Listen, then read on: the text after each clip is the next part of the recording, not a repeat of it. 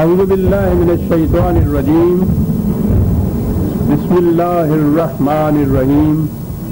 عزیزان مان، آج مئی 1983 کی 27 تاریخ ہے اور درس قرآن کریم کا آغاز سورہ الحدید کی آیت 28 سے ہو رہا ہے. 57/28.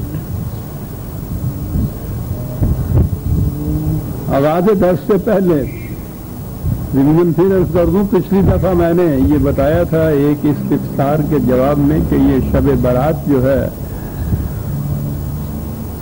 یہ اس کے متعلق یہ حضرات بھی کچھ نہیں بتا سکتے کہ یہ کس واقعہ کی تقریب میں ہے. تو یہی کہتے ہیں کہ اس میں نوافل زیادہ پڑے جاتے تھے، یہ ایک دن کا روزہ رکھا جاتا تھا. اس دن میں یہ کیوں کیا جاتا تھا، ان کے پاس کوئی جواب نہیں تھا. میں نے گزارش کیا تھا کہ یہ دراصل یہ جو آتش پرست ایرانی مسلمان ہوئے اور ان میں سے یہ برام کا جو تھے عباسیوں کے یہ وزیر بھی آ کے قائم ہو گئے، تو یہ انہوں نے اپنی وہ جو ہوس تھی آتش پرستی کی اور وہ مجوسیت کے جو جذبے تھے ان کی تسکین کے لیے آپ کا سارا اسلام ہی انہوں نے بدل دیا تھا. اور اسی ضمن میں یہ ایک تہوار جسے آپ کہتے ہیں، آتش پرستی تو اب تک جاری ہے، یہ آتش بازی آپ کے ہاں چلی آ رہی ہے. تو انہوں نے اصل میں جو تقدیر کا ان کے ہاں عقیدہ تھا اور وہ ان کے مذہب کی بنیاد اس پہ تھی، تو اس کو ایک اسلامی نام دینے کے لیے یہ روایات وضع کی کہ اس رات سال بھر کے لیے جو کچھ کسی کی قسمت میں لکھا ہوتا ہے وہ لکھا ہوتا ہے، تو وہ شروع سے ہی لکھا گیا ہوتا ہے، تو وہ اس دنیا کے سطح پر اس کو نازل کیا جاتا ہے سال بسال تقدیر کے متعلق. تو یہ عجیب چیز ہے. ہمارے ہاں کچھ عرصہ پہلے ان حضرات کو جب کچھ کارنر کیا جائے اور کوئی راستہ نہ ملے نکلنا کا، تو بڑے عجیب قسم کے دلائل لاتے ہیں. یہ ریڈیو پہ بھی ایک دفعہ ایک صاحب نے تقریر کی تھی اور عام طور پہ پھر انہوں نے کہنا شروع کیا کہ صاحب اس کا تو قرآن کریم میں ذکر آیا ہے. قرآن میں ذکر بہرحال جی کہاں آیا ہے؟ کیا لکھے سورہ دخان کو دیکھیے، 44ویں سورت ہے یہ. میں نے عرض کیا آپ حیران ہوں گے کہ اس تقریب پر ریڈیو پر یہ ایک چیز جو تھی قرآن کے درس کے سلسلے میں یہ چیز دی گئی اور پھر عام طور پہ یہ دہرایا جانے لگا. سورہ دخان میں ہے کہ انا انزلناہ فی لیلۃ مبارکۃ انا کنا منذرین فیہا یفرق کل امر حکیم، کہ ہم نے قرآن کو نازل کیا ایک مبارک رات میں.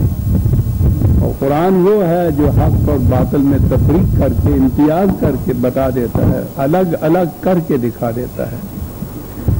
تو کہا کہ یہ ہے وہ رات شب برات کی جس میں قرآن نازل ہوا، اور یہ سورہ دخان میں واضح ہے. کہا گیا کہ صاحب قرآن نے تو خود کہا ہے کہ یہ لیلۃ القدر میں نازل ہوا، اور شہر رمضان الذی انزل فیہ القرآن، وہ رات رمضان کے مہینے میں آتی، تو وہ تو رمضان میں ہے قرآن کہتا ہے. اور یہ اس سے پہلے ہی شعبان کی آپ کہتے ہیں کہ 15 تاریخ تھی، تو یہ تو قرآن کے اس کے خلاف چلا گیا. کہنے لگے نہیں آپ کو معلوم نہیں ہے، یہ دونوں ٹھیک ہیں. اچھا جی، وہ کیسے ٹھیک ہیں جی؟ یہ دونوں، وہ کہتا ہے کہ رمضان کے مہینے میں نازل ہم نے کیا، تم کہتے ہو شعبان کی اس تاریخ کو یہ نازل ہوا، اور کہتے ہو کہ قرآن میں یہ بھی ہے قرآن میں وہ بھی ہے. تو کیا بات ہے قرآن کی؟ تو جی یہ کیسے ہوا؟ دونوں کیسے ٹھیک ہوئے؟ کہہ لیں گے دونوں ٹھیک ہیں. یہ شعبان کی اس رات کو جو یہ سورہ دخان میں کہا گیا ہے، قرآن لوح محفوظ سے پہلے آسمان کے اوپر نازل کیا گیا، تو یہ وہاں آ گیا. یہ تو آ گیا شب برات والا قرآن، اور وہ شہر و رمضان والا جو ہے وہ پہلے آسمان سے پھر آہستہ آہستہ 23 سال میں رسول اللہ تک پہنچا. تو یہ اس طرح سے نازل ہوا تھا قرآن. عزیزان من، یہ حضرات بسم اللہ کے گنبد میں بستے ہیں اپنے ساتھ ہی مباحثے کرتے ہیں، اپنے یہاں مختلف فرقوں میں مناظرے ہوتے ہیں، یا خود ہی مطمئن ہو جاتے ہیں کہ ہم نے بالکل کی. ان کو کیا پتا ہے تو کہتی ہے تجھ کو خلق خدا غائبانہ کیا. دنیا کے مستشرق اور غیر مسلم دانشور جو وہ اعتراض کرتے ہیں ان کی ان خرافات کی بنا پر، اسلام کے اوپر جو اعتراضات کرتے ہیں وہ ان تک تو کبھی پہنچ ہی نہیں پاتے. اسی لیے انہوں نے انگریزی کو حرام قرار دے دیا ہے کہ پتہ ہی نہ چلے کہ لوگ کہتے کیا ہیں. لیکن جنہیں پھر ان کا جواب دینا پڑتا ہے ان کے لیے تو دشواری ہوتی ہے. وہ تو یوں سمجھیے اس دور میں اللہ تعالیٰ کا یہ فضل ہے کہ ایک چیز بہرحال یہ عام ہو گئی کہ یہ روایات جو ہیں یہ دین کی بنیاد نہیں ہیں. ان کے لیے یہ سمجھیے کہ جو روایت قرآن کریم کے مطابق ہوگی اس کے متعلق تو کہا جا سکے گا کہ یہ رسول اللہ کی ہو سکتی ہے.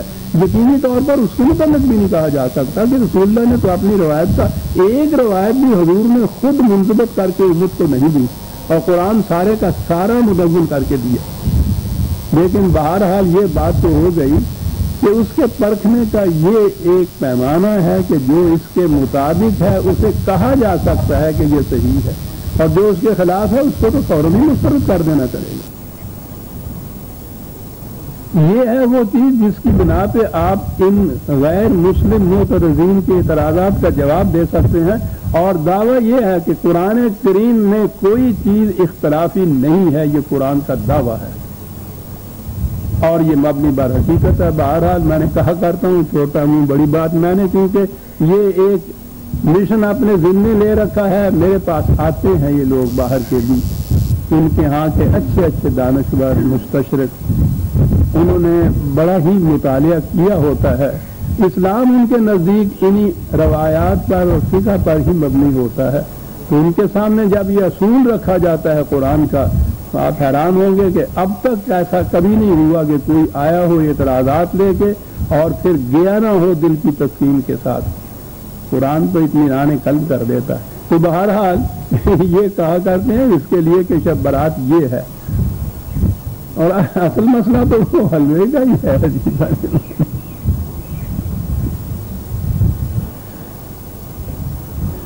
تو وہ بات خلیل جبران کی، وہ عجیب شخص تھا، یہ لبنان کا وہ شاعر تھا،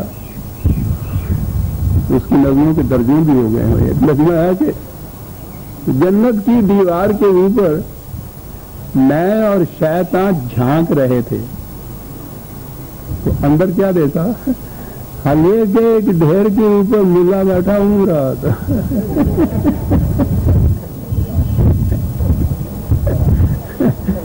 یہ عجیب شخص تھا. بالا قرآن کی روح سے اس کی کوئی سند نہیں. یہ جو کہتے ہیں کہ نازل ہوا تھا قرآن، یہ دیکھیے سورہ دخان میں، اور وہ ارشد معلیٰ سے وہ پہلے آسمان پہ آیا. عزیزان من ان پہ بھی کوئی تنگ کرنے کو جی نہیں چاہتا کہ وہ بہرحال بالواسطہ کہیں قرآن تک نہ جا پہنچے، ورنہ انہیں بتایا جائے کہ یہ کیا انداز ہے تمہارا بات کرنے کا. لوح محفوظ سے ایک دفعہ پہلے حلے میں یہ آسمان اول کے اوپر آیا تو کیا اس کے بعد معاذ اللہ تھک گیا، پھر آگے نہیں چل پڑا، اور وہاں سے آسمان اول سے پھر آہستہ آہستہ 23 سال میں رسول اللہ تک پہنچا.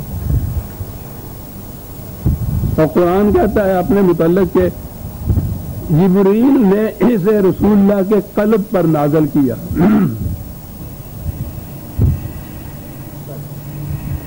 اور جب قرآن نے کہا کہ شہر و رمضان الذی انزل فیہ القرآن، تو جو کچھ بھی کہو رمضان کے مہینے میں تو کہو.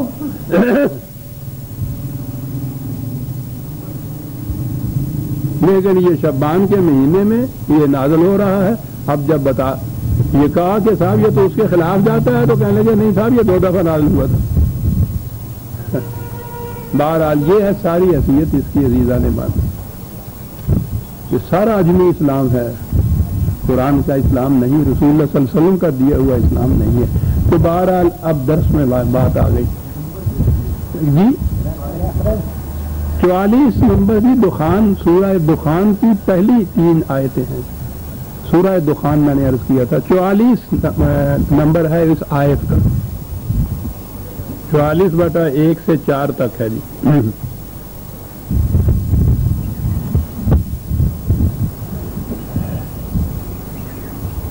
درس میں سورہ حدید کی آخری آیت آ گئی تھی، اور جیسا میں نے عرض کیا ہے قرآن کریم کا انداز یہ ہے کہ وہ آخری آیات جو سورت کی ہیں ان میں کچھ ملخص بیان کر دیتا ہے، ارتکازاً کنسنٹریٹ کر کے کوئی چیز جو کہنی ہوتی ہے اسے وہ کہتا ہے، اور پھر اگلی سورت آتی ہے. تو یہ آخری سورتیں ہیں جن میں کہا کہ یا ایھا الذین آمنوا اتقوا اللہ، اور آگے ہے وآمنوا برسولہ. یہ بڑی اہم چیز ہے. اے ایمان والو، یعنی مخاطب کیا جاتا ہے یا ایھا الذین آمنوا کہہ کر، اے ایمان والو، اور ان سے کہا کیا جاتا ہے آمنوا برسول، ایمان لاؤ تم رسول پہ، یعنی مخاطب کیا جاتا ہے اے ایمان والو، تاکید کی جاتی ہے کہ ایمان لاؤ تم. اور یہ ایک مقام پہ ہی نہیں ہے، آپ کو یاد ہوگا یہ درس میں کئی دفعہ آ چکا ہے، یہ متعدد مقامات پر یا ایھا الذین آمنوا سے بھی کہا گیا اور ایمان لانے کی بابت تو رسول اللہ سے بھی کہا گیا ہے. آمن الرسول بما انزل الیہ من ربہ والمؤمنون کل آمن باللہ وملائکتہ. اور یہ جو ہے یا ایھا الذین آمنوا یہ کہہ کر تو میں یہی کہا کرتا ہوں کہ یہ آمنو پہلا جو ہے اس سے مراد ہم مسلمان ہیں، کہ اے اپنے آپ کو مسلمان کہہ رہے آنے والو، تمہارا ایمان نہیں ہے، ایمان لاؤ. اور ہم پہ تو یہ آیات بالکل صحیح منطبق ہوتی ہیں صاحب. یعنی ویسے رسمی بھی اگر آپ دیکھا جائے تو ہم میں سے کوئی رسمی طور پہ بھی ایمان لایا ہے. ایک غیر مسلم کو مسلمان ہونے کے لیے بہرحال ایک رسم تو ادا کرنی پڑتی ہے، 4 کلمات جو ہیں یہ کلمے پڑھنے پڑتے ہیں، اس کے بعد وہ مسلمان ہوتا ہے. ہم نے تو وہ بھی نہیں کیا ہوتا. یہ جائے کہ جو ایمان کی شرط ہے اس کو پورا کیا جائے. اور آپ کو یاد ہے کہ قرآن نے جو کہا تھا اعراب کو، ان بدوؤں کو، کہ یہ کہتے ہیں ہم آمنا، کہ ہم ایمان لے آئے. ان سے کہو یہ نہ کہیں کہ ہم ایمان لے آئے ہیں، یہ کہیں کہ صاحب ہم اسلامی مملکت کے سامنے ہم نے سر تسلیم خم کر دیا ہے. کیوں نہ کہیں کہ ہم ایمان لے آئے ولکن لا يدخل الایمان فی قلوبکم، ایمان تمہارے دل کی گہرائیوں تک نہیں پہنچا. تو مسلمان کہلانے کا تو حق اس کو ہوگا جس کے دل کی گہرائیوں تک ایمان پہنچا ہوا ہو. قرآن خود کہہ رہا ہے ان سے کہ ابھی نہ کہو کہ ہم ایمان لے آئے ہیں. تو ہم نے تو ویسا ایمان بھی ہم تو نہیں لائے جیسا کہ وہ اعراب لے آئے ہوئے تھے. بہرحال انہوں نے اپنے آپ کو سرنڈر تو کر دیا تھا ان قوانین کے سامنے. اور عزیزان من، نہ تو صرف قوانین اسلام کہلا سکتا، صرف نہ قوانین کی عطایت صرف اسلام کہلا سکتی ہے. یہ تو پورے کا پورا اسلام جو ہے نافذ کرنا ہوگا آپ کو ساری زندگی کے اندر. مدخلو فی السلم کافۃ، اسلام کے اندر پورے کے پورے داخل ہو جاؤ گے تو پھر اسلامی کہا جائے گا. تو بہرحال کہا ہے یا ایھا الذین آمنوا اتقوا اللہ، قوانین خداوندی کی خلاف ورزی کے نتائج سے ڈرو. یہ جو ہے نا اللہ سے ڈرو، یہ بڑا غلط تصور دیتا ہے. عزیزان من، اللہ ایسی شے نہیں ہے کہ جس سے ہر وقت آدمی ڈرتا ہی رہے، کانپتا ہی رہے. وہ قرآن تو اس معاشرے کی جس میں قوانین، جس میں نظام خداوندی کے پورے کا پورا نافذ ہو، اس معاشرے کی سب سے بڑی خصوصیت یہ بتاتا ہے کہ لا خوف علیہم ولا ہم یحزنون، کہ اس میں کوئی کسی قسم کا خوف نہیں ہوگا. خوف کیا، وہ تو حزن بھی نہیں ہوگا. تو بہرحال اس معاشرے کی خصوصیت کبریٰ یہ ہے کہ خوف نہیں ہوگا، ڈر نہیں ہوگا. تو ایک طرف تو یہ بتائے اور دوسری طرف ہم قدم قدم پہ کہیں کہ صاحب وہ ڈرتے رہتے ہیں، خدا سے خوف ہوتا ہے ان کو. یہ بات نہیں ہے عزیزان من، خدا ڈر اور خوف کا مقام نہیں. یہ تو ہم اپنے بچوں کو بچپن ہی سے ان کے دل میں ایسا ڈر ڈالتے ہیں خدا کے متعلق بھی او پاگ آیا او نیکی آئی او پتہ نہیں کی کچھ آ گیا، انہوں نے ڈرا ڈرا کر کچل کر رکھ دیتے ہیں ان کی ذات کو۔ اور پھر ہمارے یہاں تو شروع سے آخر تک ڈر ہی ڈر ہے، ایک قدم آپ بے خوفی سے نہیں نکل سکتے باہر، ڈر تو چھلانے کی طرح ہم سب کے ساتھ چپتا ہوا ہے۔ شر مستطیرہ قرآن نے کہا تھا کہ وہ دور بھی آئے گا جب کہ شر اڑ کر لگ جایا کرے گا، تو خوف تو سب سے پہلی علامت ہے شر کی۔ قرآن نے یہ چیز کہی ان لوگوں سے۔ یہاں بھی تقویٰ اس کا ترجمہ کیا جاتا ہے ڈرو اللہ سے، وہ اللہ سے ڈرو نہیں، تقویٰ کے معنی ہوتا ہے احتیاط سے بچ کر خطرناک گھاٹیوں سے کاشسلی نکل جانا، احتیاط کے ساتھ۔ یہ ڈرنا نہیں ہوتا کسی چیز سے، احتیاط جو برتی جاتی ہے، آگ کے پاس سے آپ گزرتے ہیں تو ذرا ہٹ کے گزرتے ہیں، اس کو تقویٰ کہتے ہیں۔ کانٹوں والی باڑ کے سے آپ میں گزرنا ہو اور وہ ارجوں والے کپڑے ہوں ڈھیلے ڈھالے، یہ اس کا مفہوم خود حضرت عمر رضی اللہ تعالیٰ انہوں نے اس تشبیہ سے سمجھایا تھا کہ تم جب ایسی ڈنڈیوں سے پگ ڈنڈیوں سے گزرتے ہو جہاں دونوں طرف خاردار جھاڑیاں ہوں تو کیسے گزرا کرتے ہو؟ انہوں نے تو بتایا نا کہ صاحب ہم یوں کپڑے کو لپیٹتے ہیں، اس طرح سے احتیاط سے جاتے ہیں، کہتے ہیں اسی کو تو تقویٰ کہتے ہیں۔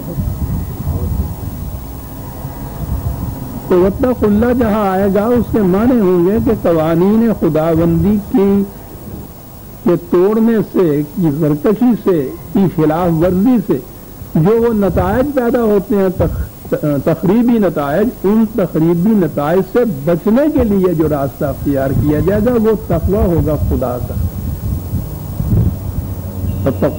اور اس اللہ کا تقویٰ اس لیے کہ وہ کسی غیر خداوندی کے تو قانون کی بھی اجازت نہیں دیتا کہ اس کو تسلیم کرو اور اس کی اطاعت کرو، اس لیے وہ تو سوال ہی نہیں۔ اطاعت تو قوانین خداوندی کی ہے، اور اس میں یہ تاکید یہ ہے کہ اس کی خلاف ورزی کے جو نتائج نکلنے ہیں، سینکیاں کھانے سے جو نتیجہ نکلتا ہے اس کو ذہن میں رکھو اور پھر سینکیاں نہ کھاؤ، یہ ہوا تقویٰ۔ آمنوا برسول، اس انداز سے ایمان لاؤ اس پیغام پر، اس تعلیم پر جو اللہ تعالیٰ نے اپنے رسول کے ذریعے بھیجی ہے تمہیں۔ اگر ایسا کرو گے تو یو کہ تم کفلین من رحمتہ، تمہیں دو حصے وہ دے گا، دوہرا ثواب دے گا اپنی رحمت سے۔ رحمت تو آپ کو پتا ہے کہ سامان نشو و نما کو کہتے ہیں دوہرا، اور وہ تو قرآن میں ہے، ربنا آتنا فی الدنیا حسنۃ وفی الآخرۃ حسنۃ۔ اس دنیا کے اندر بھی شادابیاں، کامرانیاں، کامیابیاں، اور اس کے بعد کی زندگی کے اندر بھی فلاح اور فوز۔ تو یہ دونوں زندگیوں، دونوں جہانوں کی برکات اور نعمات جہاں ملتی ہیں، قرآن نے اسے کفلین کہا ہے، دو حصے ملیں گے تمہیں، دوہرا حصہ ملے گا تمہیں، یہاں بھی وہاں بھی یہ ملے گا۔ اس زندگی میں کیا پوزیشن تمہاری ہوگی؟ عزیزان مان، جماعت مومنین کی ذمہ داری ملاحظہ فرماؤ۔ ایک تو یہ چیز ہے کہ خود قرآن پر ایمان لاؤ، قرآن پہ غور و فکر کرو، سمجھو، اس کے مطابق عمل کرو۔ یہ تو ایک فرد کی زندگی ہو گئی، فرد ہی کی نہیں، آگے بھی بڑھیں یہ تو خیر مسلمانوں کی جماعت کی، جماعت مومنین کی زندگی بھی یہی سمجھو، خود قرآن کو سمجھنا اور اس کے اوپر عمل کرنا۔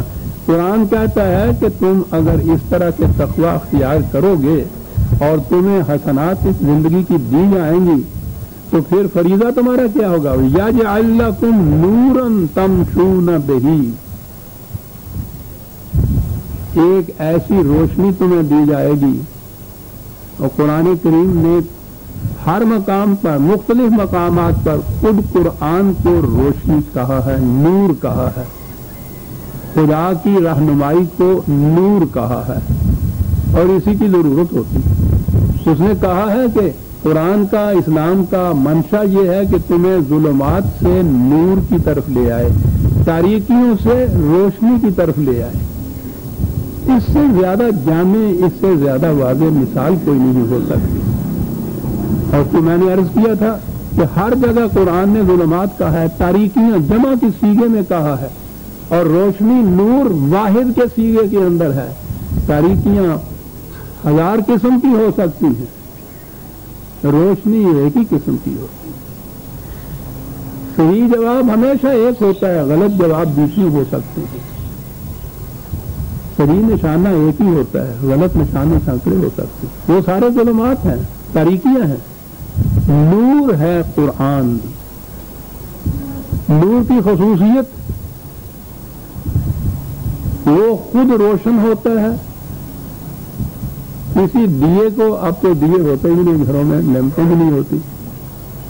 کسی بلب کے متعلق بتانے کے لیے کہ وہ اگر جلتا ہو وہ تو کہ وہ بلب ہے, یہ تو حماقت ہے. آفتاب آمد دلیل آفتاب, وہ بلب خود اپنی ذات اپنی ہستی کا اعلان کر رہا ہوتا ہے اس روشنی سے جو دے رہا ہوتا ہے. اس کو کیا کوئی دیا لے کے آپ روشنی کے بلب کو تلاش نہیں کرتے پھر رہے, یا لوگوں کو دکھانا ہو اگر کہ دیکھو بلب ہے, وہ تو یہ نہیں ہوتا کہ آپ موم بتی جلا کے کہیں کہ یہ بلب ہے. قرآن اپنے سمجھنے اور سمجھانے کے لیے خود نور ہے, اس کو کسی اور کی محتاجی نہیں. وہ تو تمہاری راہیں روشن کرتا ہے کہ جائے کہ ہم اس کو دکھانے کے لیے دیے اور موم بتیاں جلاتے پھرے.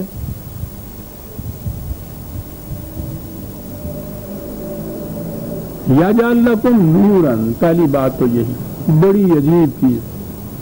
قرآن کی رہنمائی میں اگر ہم چلیں گے تو کہیں کوئی تاریکی نہیں آئے گی ہمارے راستے میں. لیکن جیسا میں نے عرض کیا کہ اس نے یہی نہیں کہا کہ تمہاری اپنی راہیں روشن ہو جائیں گی, تمہارا یہی فریضہ ہے. کہا ہے کہ نورن تمشون بہی, اس نور کو, اس شمع کو, اس ٹارچ کو لے کر تمہیں پھرنا چلنا ہوگا دنیا میں, تاکہ دوسرے لوگوں کے راستے بھی روشن ہوں, تمام زندگی کی راہیں تاباں ہو جائیں, درخشندہ ہو جائیں. اس نور کو لے کے پھرنا ہے تم نے. مجھے معاف رکھیے گا,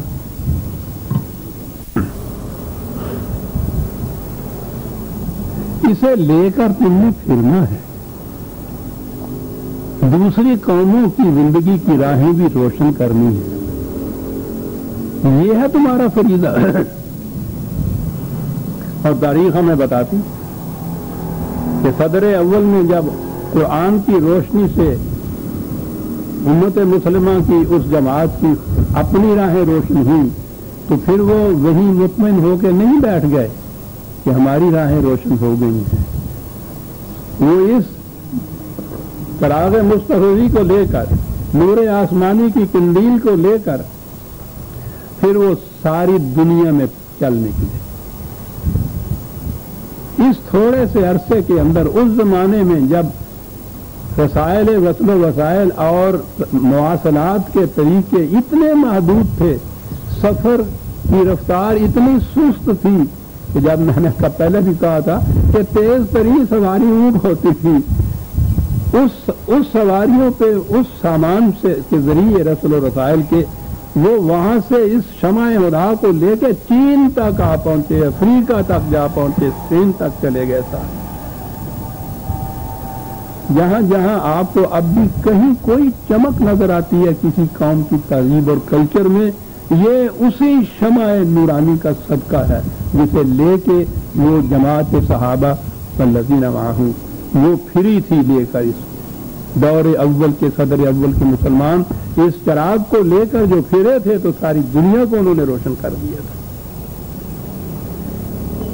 وہ پھرے تھے اس طرح. ایک عجیب چیز ہے, اقبال تو لے لیتا ہے نا اشارہ کہیں سے.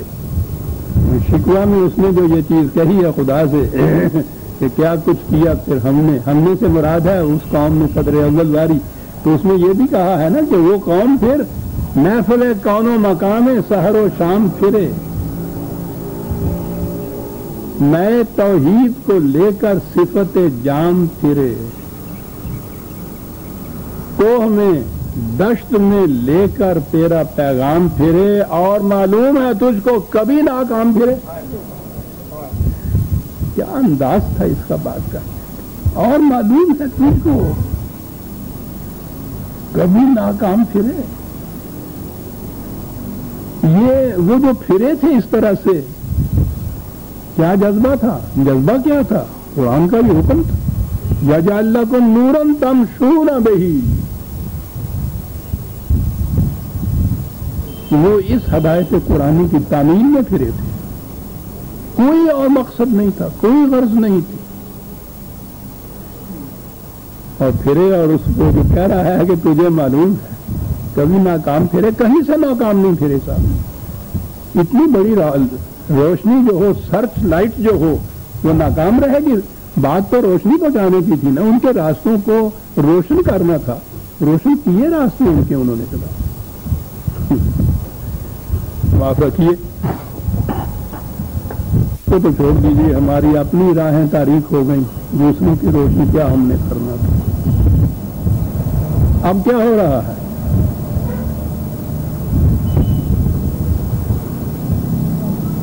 اس روشنی کو اپنی بغل میں رکھنے کے مدعی، طاقتوں پہ رکھنے کے یا بغل میں رکھنے کے مدعی کہا جا سکے گا۔ اب بھی پھر رہے ہیں دنیا میں، جن حضرات کے متعلق پڑھیے کہ صاحب کہاں گئے، یہ 3 مہینے سے انگلینڈ میں گئے ہوئے ہیں اسلام کی مشن کی ترقی کے لیے، پیرس پہنچے ہوئے ہیں، جرمنی گئے ہوئے ہیں، سوئٹزرلینڈ میں پھر رہے ہیں، ناروے اور سویڈن تک چلے جا رہے ہیں، امریکہ میں گئے ہوئے ہیں، کینیڈا میں گئے ہوئے ہیں، سر پھر رہے ہیں، کیا لے کے پھر رہے ہیں؟ شمع قرآنی سے استعمال تو ان کے اپنے نصیب میں نہیں ہے، یہ تو انہوں نے دیے اپنے لیے بجھا رکھے ہوئے ہیں، کہ کیا لے کے پھر رہے ہیں یہ ساری دنیا کے اندر آپ؟ فنڈامنٹلزم، یورپ اور امریکہ کی استعمار پرست قوموں کا تراشیدہ اسلام، انہی کے وسائل سے یہاں کشمیر میں عزیزان من وہ ٹکٹ لے کر تو پنڈی تک جانے کی بھی توفیق نہیں ہوتی ان کے پاس، 6 مہینے کے لیے ایک دورہ، 5 سٹار ہوٹل کے اندر قیام، جہازوں سے بھرے تو یہ سفر کا سوال ہی نہیں، چل رہے ہیں، پھر رہے ہیں، کہ کہیں قرآن کی روشنی پھیل نہ جائے۔ کیا بات اس نے کہہ دی تھی کہ اس دور میں تھوڑا مسلمان کیا کرتا ہے، چنی دور آسماں کم دیدہ باشد،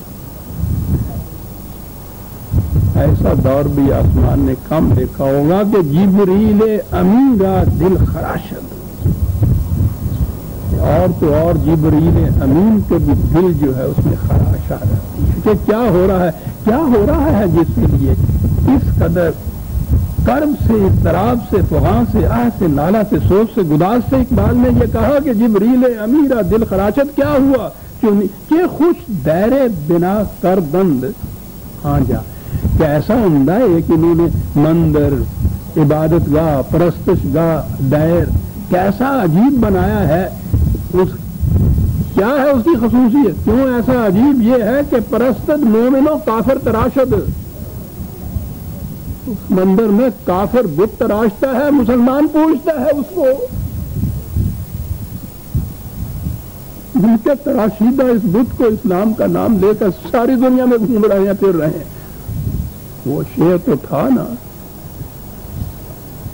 ستیزہ کار رہا ہے ازل سے، وہ تھا اقبال کا شعر، ستیزہ کار رہا ہے ازل سے قائم روح، چراغ مصطفی سے شرار بو لہبی، وہ تو یہ تھا، لیکن اب کیا ہو رہا ہے؟ کسے خبر تھی کہ لے کر چراغ مصطفی جہاں میں آگ لگاتی پھرے گی بو لہبی، کہ لے کر چراغ مصطفی، چنی دور آسماں کم دیدہ باشد، کہ جبریل امیرا دل خراشد، کہ خوش دیر بنا کر دند آیا، کیا بات ہے، پرستد مومنوں کافر تراشد، اس قوم کی کیفیت تھی جس کے متعلق کہا تھا یجعل لکم نورا تمشون بہ ویغفر لکم، तुम्हारी हिफाजत का पूरा पूरा सामान किया हुआ होगा, कहीं से डरने की बात नहीं है। इसलिए कि ये जो चिराग था वो सूरह नूर में देखिए, जो कुरान ने एक तमसील या तशबीह से जो बताया है कि एक चिराग है रोशन, वो एक ताक के अंदर रखा हुआ। बड़ी अजीब तमसील है, खुदा की दी हुई तमसील, माज़अल्लाह मैं कहूँ बड़ी अजीब है, इससे अजीब तर क्या हो सकती है। चिराग कुरान रोशन चिराग एक ताक में रखा हुआ कि हर तरफ से महफूज रहे झक्कर से और रोशनी उसकी निकलती चली जाए। क्या मिसाल है। फिर सामने भी उसके ये नहीं कि खुला है, निहायत शफाफ शीशा लगा हुआ है, इतना महफूज है, जलता है किसी आग से नहीं, अपने अंदर सोजे द्रू से, उस तेल से कि जो ना शर्की है ना गरबी है। ये है वो चिराग। तो या फिर लकुम तो हो गया, वल्लाहु गफूरुर रहीम, हिफाजत है इसकी। अब अगली बात आई, मदीना में ये ममलकत कायम हो रही थी। ये जो जूज आपको आज इस तरह यहूदी सता रहे हैं, ये आज की बात नहीं है, ये अज़ल से ताइमरूज यही कैफियत इनकी रही है। सल्तनत छिनी, ममलकत गई, कुव्वत चली गई, दरबदर फिरते रहे, वांडरिंग जूज भी हुए, लेकिन इसके बावजूद इस कौम की ये जू, जिसको वो तो मुहावरा ही हो गया हुआ है जू का, यहूदी सरमाया परस्त, यानी अपने लिए सर छुपाने को जगह नहीं, दुनिया की हुकूमतों के ऊपर हुकूमत कर रहे हैं। आज भी उनके तफैल एक जरा सी टिकड़ी इनको जमीन की मिल गई, ये ना भी मिलती जब भी ये कैफियत है। अमेरिका की हुकूमत इनके तसल्लुत में, यूरोप की हुकूमतें इनके तसल्लुत में, इतनी सरमायादारी। और मदीने में तो इनका यूं से ये तसल्लुत, हुजूर जब तशरीफ ले गए हैं तो वहां के अंसार, वहां के मुसलमान तो बड़े गरीब से थे, मेहनत कश थे, छोटी मोटी खेती बाड़ी करते थे, यही फैले हुए थे सारी जगह, बड़ा तसल्लुत था वहां। यहां आने के बाद सबसे पहले टकराव, सबसे बड़ा टकराव इनसे हुआ। मुशरिकीन अरब तो रह गए थे मक्के में, अंसार के साथ तो टकराव की सूरत नहीं थी, सबसे ज्यादा इनके साथ। और पुराने करीम में आप देखिए, इन यहूदियों के साथ टकराव से आधा कुरान भरा हुआ है, ये कुछ करते थे और हर किस्म की टेक्निक और टैक्टिक्स इस्तेमाल करते थे, हर किस्म के मुनाफिकाना हरबे, साजिशें हर किस्म की। और सरमाया की बिना पर इन लोगों का भी वो हल्क इनके हाथ में था। ये वहां एक खौफ था कि इनके साथ बिगाड़ पैदा हो रहा है और माश की सूरतें तो इन्हीं के हाथ में हैं। ये क्या सूरत होगी? आखिरी आयत है इस आयत की, जिसने ये कहा कि लिअल्ला यअलम अहलुल किताब अल्ला यक़दिरूना अला शैइन मिन फ़ज़लिल्लाह, और इन अहले किताब, इन यहूदियों को मालूम हो जाएगा कि जो निज़ाम हम देते हैं उसमें इनकी मोहताजी नहीं रहेगी। वो देख लेंगे कि खुदा के निज़ाम के ताबे फिर किस तरह से रिज़्क़ फरावा मिलता है। मत डरो इनसे।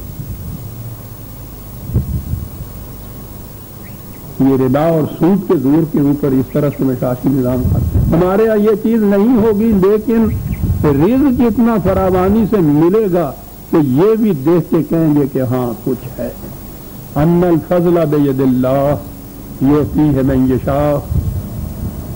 रिज़्क़ जो है वो तो खुदा के कानून के मुताबिक जब मिलता है तो फिर जो लेना चाहे उसे मिलता है। बातिल के निज़ाम में तो ये बात नहीं। वो मजदूर सारा दिन मेहनत करता है कि 5-4 बच्चों का पेट पाल सके, लेना चाहता है सारा दिन मेहनत करता है रिज़्क़ लेने के लिए, शाम को रिज़्क़ नहीं मिलता उसको, जो मिलता है उसमें रोटी तक नहीं चल सकती उससे। यहाँ ये है कि जो लेना चाहता है मिलेगा उसको, कोई किसी की मेहनत का इस्तेहसाल नहीं कर सकेगा। ایسا رزق ملے گا. واللہ ذو الفضل العظیم. کیا بات ہے, فضل العظیم, محدود رکھنے والا نہیں ہے, تنگ نظر نہیں ہے, کھلا ہوا ہے. عظیم تو عظم سے ہے کہ جس کی بنیادوں کے اندر رزق دینا ہے. سورہ الحدید کی آخری آیت یہ آ گئی عزیزان ایمان. اس کے بعد یہ سورہ المجادلہ آ رہی ہے, 58 سورت 58, اور پارہ بھی نیا 28واں شروع ہو رہا ہے. اللہ کا شکر ہے کہ ہم اس دوسرے دور میں 27 پارے ختم کر چکے ہیں. 28واں شروع ہے. 28 29 30 تھوڑی سی منزل ہی رہ گئی ہے. اللہ توفیق عطا فرمائے تو 28واں پارہ. ایسے وقت میں یہ سامنے آ رہی ہے سورت مجادلہ جب یہ شور مچ رہا ہے کہ عورت کو اجازت دی جا رہی ہے کہ وہ اپنے حقوق کے لیے آواز بلند کرے. ہاں, اس کی یہ جرتیں بے باک ہو رہی ہیں. خلاف اسلام, خلاف شریعت, بند کر دو گھروں کے اندر. نظر بندی نہ کہو بلکہ کہو یہ کہ یہ اسلام کا, خدا کے رسول کا حکم ہے کہ تم بند رہو. خود اپنے آپ کو نظر بندی میں رکھو, آواز زبان پہ مت لاؤ, اس لیے کہ مرد حاکم ہیں تمہارے اوپر. تو میں نے عرض کیا کہ اتفاق حسنہ ہے. یعنی اس وقت یہ سورت شروع ہو رہی ہے. کیا شروع ہو رہی ہے؟ قد سمع اللہ قول التی تجادلک فی زوجہا. تھوڑی ایک تو میں پہلے عرض کر دوں گا, نے کہا تھا نا ہمارے ہاں زوجہ تو صرف عورت کو کہا جاتا ہے, مرد زوج نہیں ہوتا. اس کا وہ ہوتا ہی نہیں زوج, وہ تو حاکم ہوتا ہے, مالک ہوتا ہے. یعنی ہمارے ہاں زبان میں آپ دیکھیے الفاظ جو ہے پنجابی زبان میں مجھے پتہ نہیں, اردو میں بھی وہ کہتی ہیں, یعنی ہمارے ہاں تو مالک کہتی ہیں خامن کو, اور میاں تو عام ہوتا ہے, یا اللہ میاں ہوتا ہے یا خامن میاں ہوتا ہے.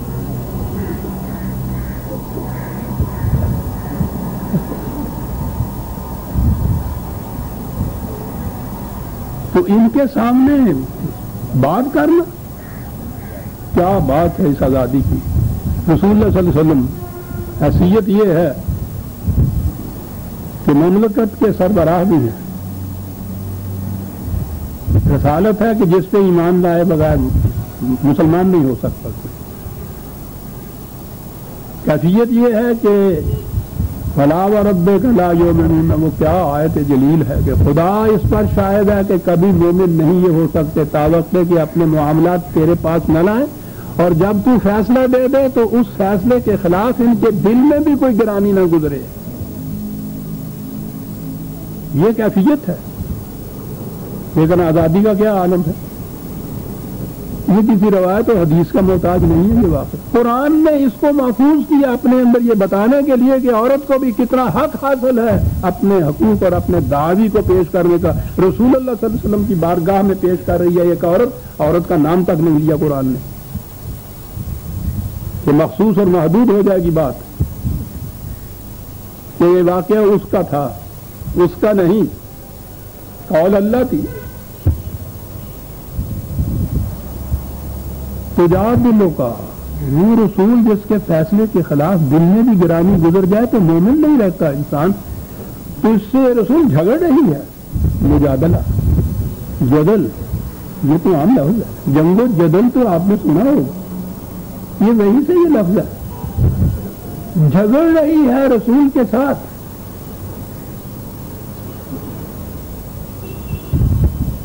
رسول کی ذات کا معاملہ نہیں ہے. وَتَشْتَكِي إِلَى اللَّهِ, وہ اس طرح اپنی شکایت کو خدا تک پہنچا رہی ہے. کیا ہوا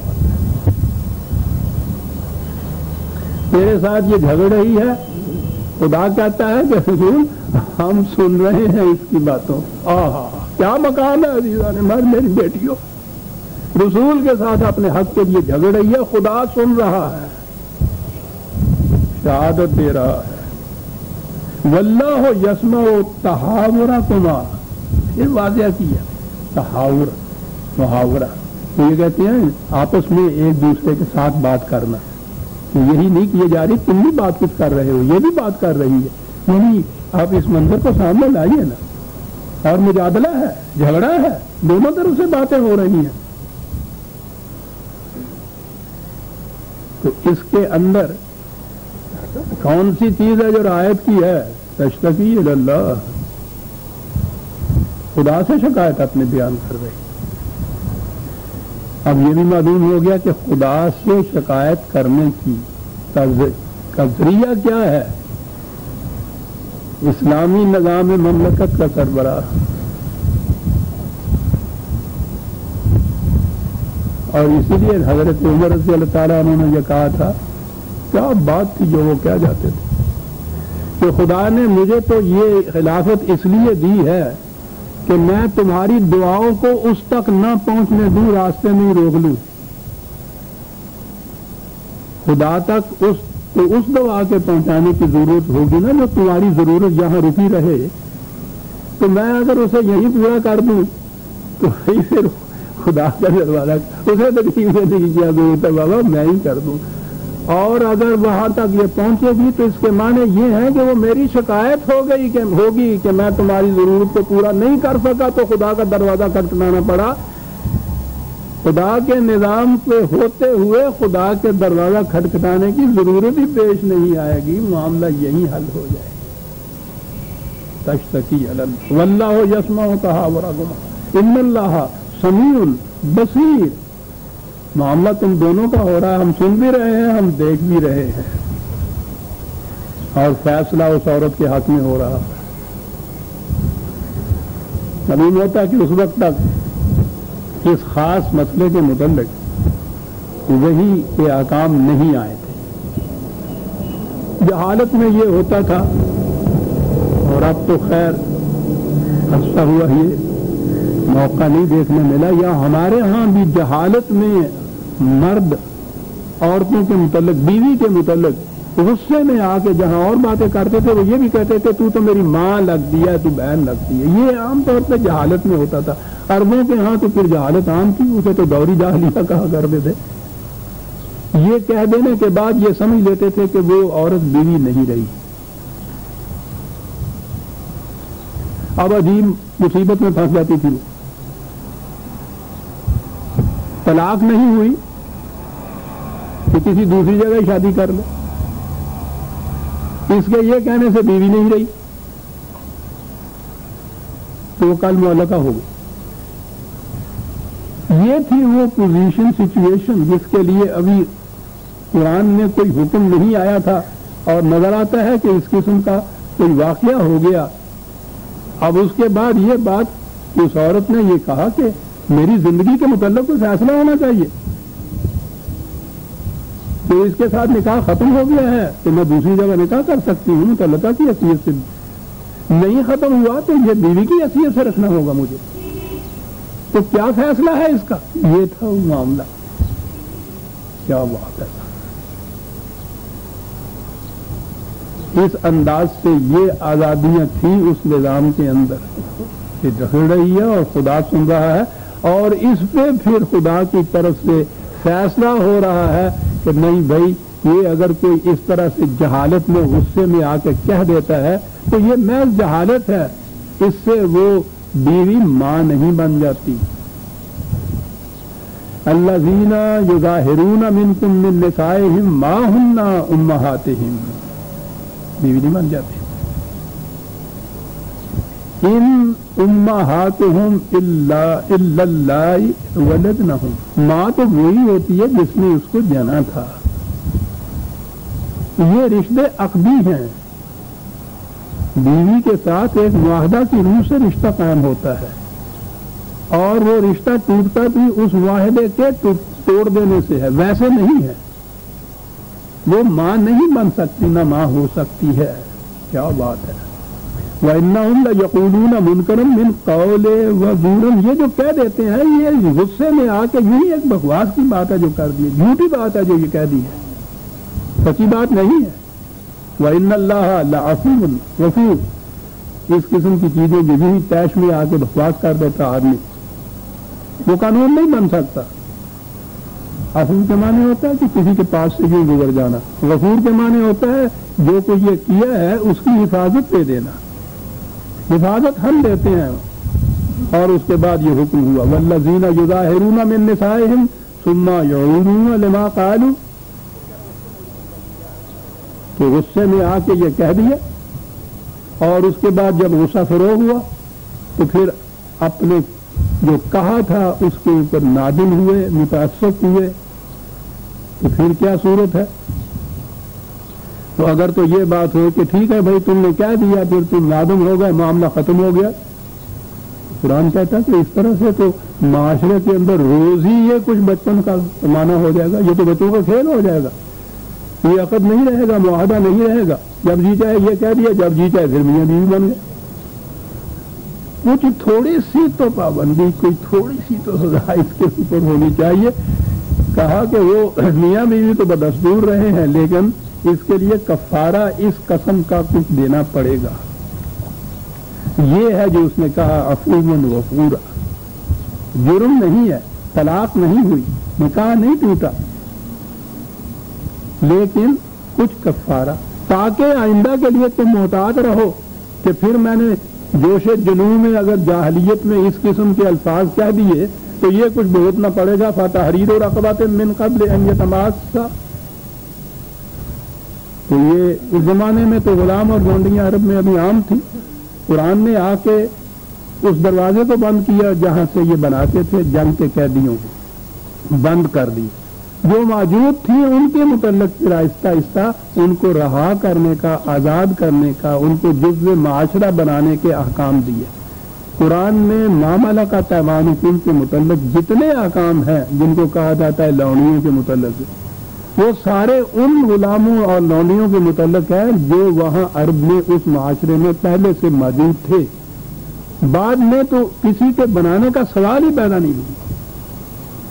تو آہستہ آہستہ ان کو یا تو رہا کرتے گیا قرآن, اسی طرح سے کفارے وغیرہ کی قسموں کے معاملے میں, اور یا ان کو ویسے کہا کہ آزاد کرو,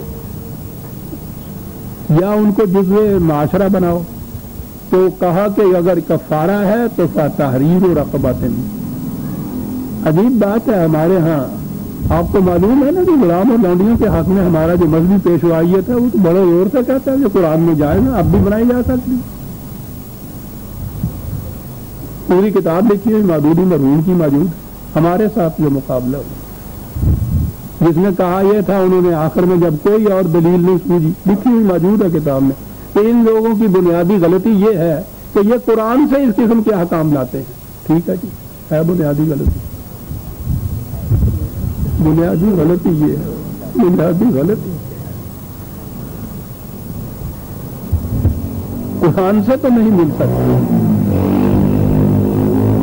اور چاؤ اتنا ہے کہ آپ کو یاد ہے میں پہلے بتایا کرتا ہوں, کیونکہ زمانے میں پارلیمنٹ میں جب یہ آئلی قوانین وہاں یہ بحث تھے تو ایک بہت بڑے مولانا صاحب نے یہ کہا تھا کہ بابا تم 4 بیویاں کرنے پر پابندیاں لگا رہے ہو اس قسم کی, اس کے اندر پابندیاں تھیں, اس پہ تو ہمارا بس نہیں, لیکن کم از کم ایک لونڈی رکھنے کی اجازت تو دے دو. اسلامی مملکت اسلامی پاکستان کی پارلیمان کے اندر مولانا صاحب اٹھ کے فرما رہے ہیں. آج قرآن میں ہر جگہ غلاموں کو آزاد کرنے کا تو حکم ہے, کسی ایک جگہ بھی نہیں ہے کہ اس کو تم غلام بنا سکتے ہو. بنا سکتے, وَلَقَدْ كَرَّمْنَا بَنِي آدَمَ. ہر انسانی بچہ انسان ہونے کی جیس سے یکساں واجب تکریم ہے, تو کسی کو غلام بنانا, وہ تو کسی کو محکوم پہ نہیں بنانے کی اجازت دیتا. تحریر رقبۃ من قبل ان یتماسا ذالکم توعظون بہ. یہ اس لیے ہے کہ تمہیں ذرا ہوش میں رہو, تم یوں نہ بکواس کر دیا کرو, سنبھل کے بات کرو کہ صاحب یہ کرنا پڑے گا. ایک غلام کو آزاد کرنا پوچھو نہیں, پتہ نہیں کتنی مار پڑتی ہوگی. اگر اپنا ہے تو وہ تو پوچھو ہی نہیں, کہ کچھ ساری دنیا کے کام وہ ان سے لیتے تھے, دوسرے سے لے کے آزاد کرنا ہے تو بڑی قیمت دینی پڑتی تھی. تو کہا کہ 10 دفعہ سوچو گے اس کے بعد تم کس قسم کے الفاظ زبان سے نکالتے ہوئے. واللہ بما تعملون خبیر. ہم جانتے ہیں جو کوئی تم کرتے ہو, اس کو روکنا ضروری ہے, لیکن اگر غلام خریدنے کی ہمت نہ ہو، یا ایسا دور آ جائے جیسے ہمارا ہے کہ غلام اب ہے ہی نہیں. قرآن ہے نا، یہ اتنا ہی حکم نہیں دیا، نامکمل رہ جاتی. کہا فمن لم یجد فصیام شہرین متتابعین من قبل ان یتمسا، غلام اگر نہ ہو آزاد کرنے کے لیے تو پھر 2 مہینے کے مسلسل روزے رکھے. یہ بھی بڑی سخت گزرنے کی بات ہے. ایسے بھی تو ہیں کہ روزے رکھنے کی ہمت ہی نہ ہو ان کے اندر. روزوں کے احکام میں قرآن نے کہا ہے والذین یطیقون ففدیۃ طعام مسکین، کہ جو بمشکل روزہ نبھا سکتے ہوں وہ روزہ نہ رکھیں، وہ ایک محتاج کا کھانا دے دیا کریں. تو ایسے بھی تو ہو سکتے ہیں اس قسم کے کہ جو ہمت نہ رکھیں روزے کی، تو ان کے لیے فمن لم یستطع فاطعام 60 مسکینا، جو اس کی بھی ہمت نہ رکھے تو 60 بھوکوں کے کھانے کا انتظام کرے.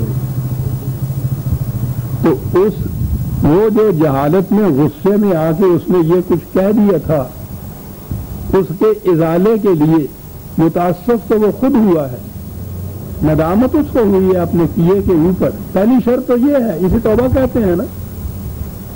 اور اس کے بعد اس کا کفارہ آئندہ کے لیے یوں ہی منہ سے پھٹ پھٹا کے یہ باتیں نہ کر دیا کرو. یہ ہے جو کفارہ قرآن نے قرار دیا. آپ کے یہاں پتا کیا ہوتا ہے؟ میں آ کے تو میاں صاحب وہ بیوی سے کہتے ہیں طلاق طلاق طلاق. 3 دفعہ کہنا ضروری ہے. وہ نیلامی میں جو ہوتا ہے وہ 3 دفعہ کہتا ہے نا، 1 2 3. ہاں 3 دفعہ اگر اس نے کہہ دیا ایک سانس میں تو وہ طلاق ہو گئی، ختم. قرآن نے تو یہ کچھ کہنے کے بعد یہ کہا تھا کہ یہ ہے اس کا کفارہ. یہ تو خدا تھا نا جس نے یہ کچھ کیا. انہوں نے کہا کہ نہیں تھا، معاملہ اب ہمارے بس میں ہے.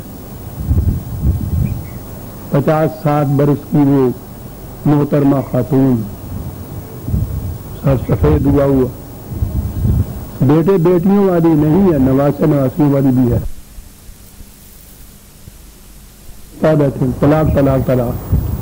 اس بیچاری کا تو کوئی قصور بھی نہیں ہے. ہم مولوی صاحب سب کے پاس جاتے ہیں، کیا کیا جائے گا صاحب؟ کہنے لگے کہ اب تو اس کے لیے صورت یہ ہے کہ یہ تمہاری بیوی کسی دوسرے مرد کے ساتھ شادی کرے.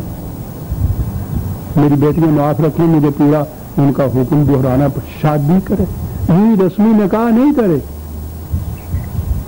ایک شادی کم از کم ہم بستری بھی کرے. دوسری صبح کو وہ شخص اس کو طلاق دے دے، پھر اس کے بعد یہ اس کی بیوی بن سکتی ہے. یہ آپ کی اس شریعت حقہ کا فیصلہ ہے جسے یہ یہاں نافذ کرنا چاہتے ہیں. آئلی قوانین کے خلاف جو شور مچا رکھا ہے وہ اس میں ایک شک یہ بھی ہے کہ یہ قوانین اس قسم کی طلاق کو طلاق ہی نہیں محسوب کرتا. یہ ہے وہ جو قانون وہ چاہتے ہیں کہ اس سے نافذ ہو، اسے حلالہ کہتے ہیں. اس بیوی کو پھر اس خاوند کے لیے حلال قرار دینے کے لیے اس پہ طلاق پڑ گئی. سوچ رہے ہیں